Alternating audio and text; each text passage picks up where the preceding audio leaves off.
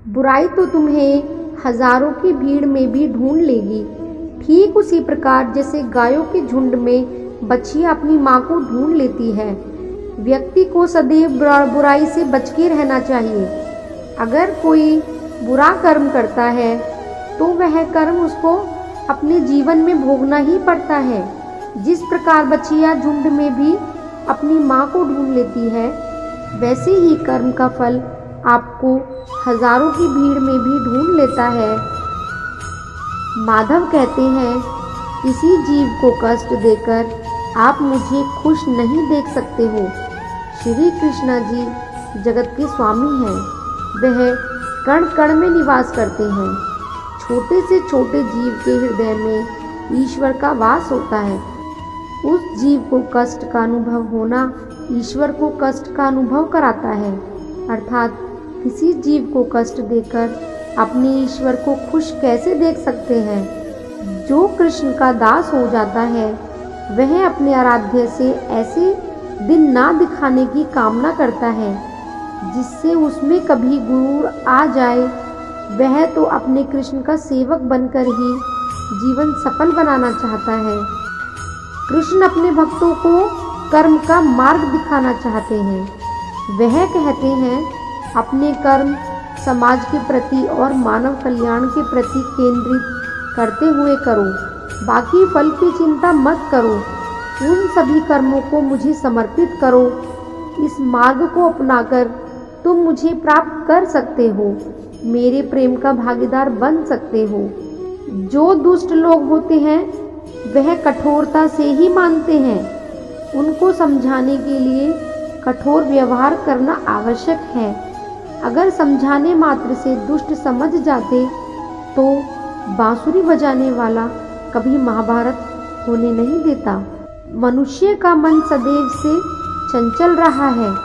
इस मन की चंचलता ने मनुष्य को पथभ्रष्ट तथा मार्ग से विचलित करने में कोई कसर नहीं छोड़ी। जो व्यक्ति अपने मन को नियंत्रण में नहीं रखता, वह धीरे धीरे स्वयं का शत्रु बन जाता है। ज़्यादा हंसने और बोलने वाला व्यक्ति अगर चुप हो जाए तो मान लेना वह भीतर से टूट चुका है। जो सदैव हंसता खेलता मुस्कुराता रहता हो, अगर वह अपने स्वभाव से भिन्न हो जाए, अर्थात चुपचाप गुमसुम उदास रहने लगे, तो समझना उसके हृदय में एक पीड़ा है। उस पीड़ा ने उसे कमजोर बना दिया है। जिस व्यक्ति के पास संपूर्ण धन दौलत ऐश्वर्य वैभव सब कुछ है मगर संतुष्टि नहीं है, उस धन दौलत का कोई अर्थ नहीं। वह सदैव असंतुष्ट की स्थिति में ही रहता है। जिसके पास संतुष्टि है वह थोड़े में भी संतुष्ट रहता है। जिंदगी में सदैव अवसरों का आनंद लेना चाहिए, लेकिन किसी के भरोसे को तोड़कर नहीं। जिंदगी में भरोसा एक ऐसी चीज होती है जिसे प्राप्त करना वर्षों की मेहनत के समान है। फिर भी यह प्राप्त हो या नहीं, यह भाग्य पर निर्भर करता है। किंतु भरोसे को तोड़कर पुण्य प्राप्त करना यह संभव नहीं है। इसलिए जिंदगी में अवसरों का आनंद लें, लेकिन भरोसे को कभी टूटने ना दें। प्रेम में कोई वियोग नहीं होता। प्रेम ही अंतिम योग है, अंतिम मिलन है। अर्थात प्रेम कभी ना समाप्त होने वाली प्रक्रिया है। जिस व्यक्ति को प्रेम हो जाता है, वह फिर जीवन और जीवन के बाद भी प्रेम के वशीभूत रहता है। प्रेम को प्राप्त करने के लिए त्याग, तपस्या और योग का सहारा लेना पड़ता है। कभी भी स्वयं पर घमंड मत करना। पत्थर भी भारी होकर पानी में अपना वजूद खो देता है। अर्थात जो व्यक्ति अपने अहंकार से भारी हो जाता है, जिसमें अभिमान भर जाता है, वह उस पत्थर की भांति होता है जो भारी होने के बावजूद भी नदी की धारा में डूबकर अपना अस्तित्व खो देता है। अगर ईश्वर तुम्हें ज़्यादा प्रतीक्षा करवा रहे हैं तो हो सकता है जितना तुमने मांगा उससे ज़्यादा तुम्हें देने वाला हो।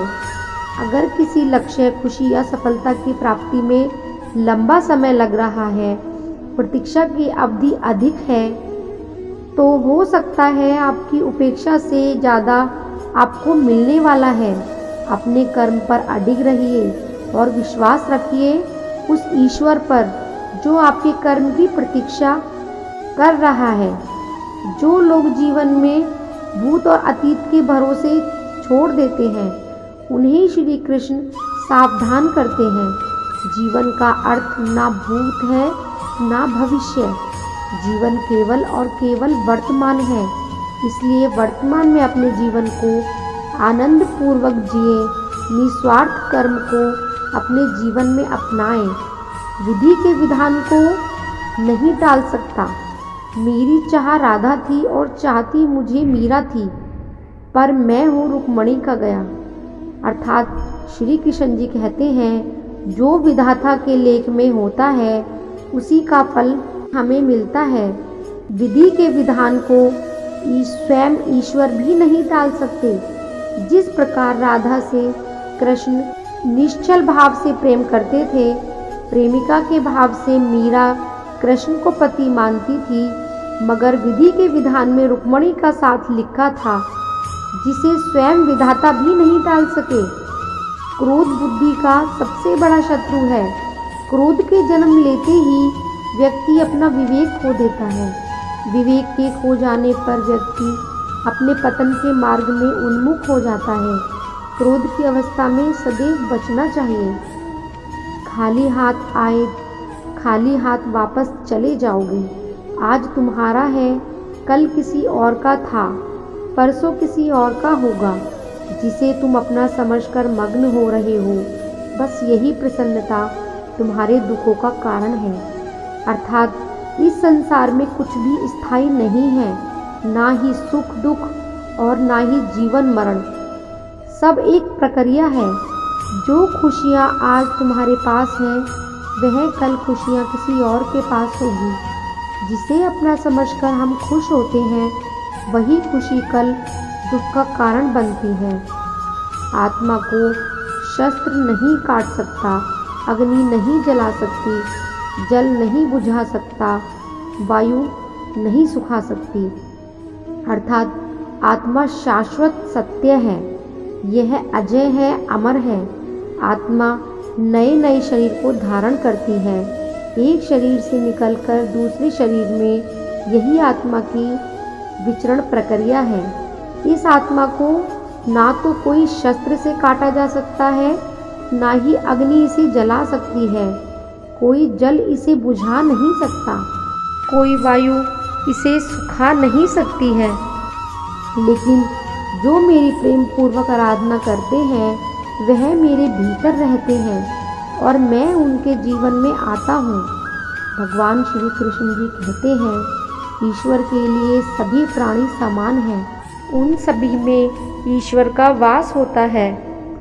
कोई जीव बड़ा या छोटा, अधिक या ज़्यादा प्रिय नहीं होता।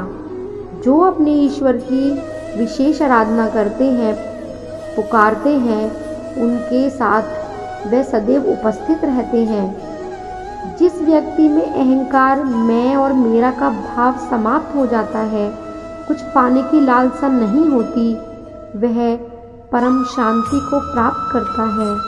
उसे भगवान ईश्वर की शरण प्राप्त होती है। अंत में वह उस परम पद को प्राप्त होता है जो देवी देवताओं के लिए भी दुर्लभ है। मैं धरती की मधुर सुगंध हूँ, मैं अग्नि की ऊष्मा हूँ।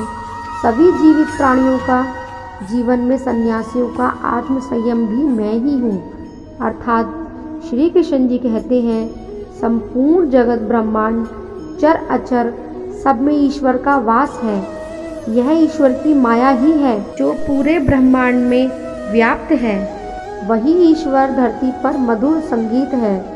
वही ईश्वर अग्नि की ऊष्मा है। उसी ईश्वर का वास प्रत्येक प्राणियों में है। जो सन्यासियों के चित्त को शांत कर साधना में लीन करता है, वह आत्म संयम भी ईश्वर ही है। जय श्री कृष्ण।